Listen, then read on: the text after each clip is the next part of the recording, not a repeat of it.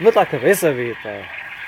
Espera aí, assim, que é para ele te ver bem. Amigos e minhas amigas, o discurso do Papa, que é alemão e vai falar em português em Moçambique. Agora silêncio, que vai Vai-te foder. falar o Papa. Elson Bic. Até por isso cá o meu. Ô, Vitor.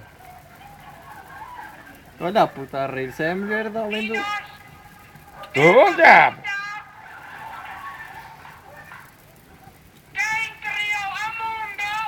Oh Deus! É mandado foder, ó, Vitor. Fodeu-se. Ontem Foda-se, cara, fala de alto.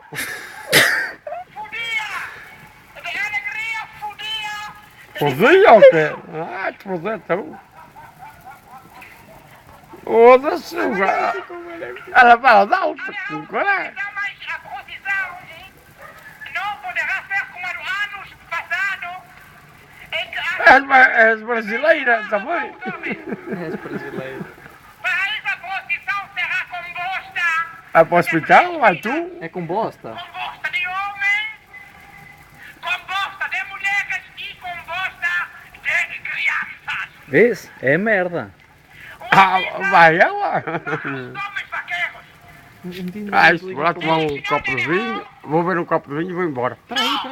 Ah, caralho. Entraram das porras dentro da igreja. Mas porra.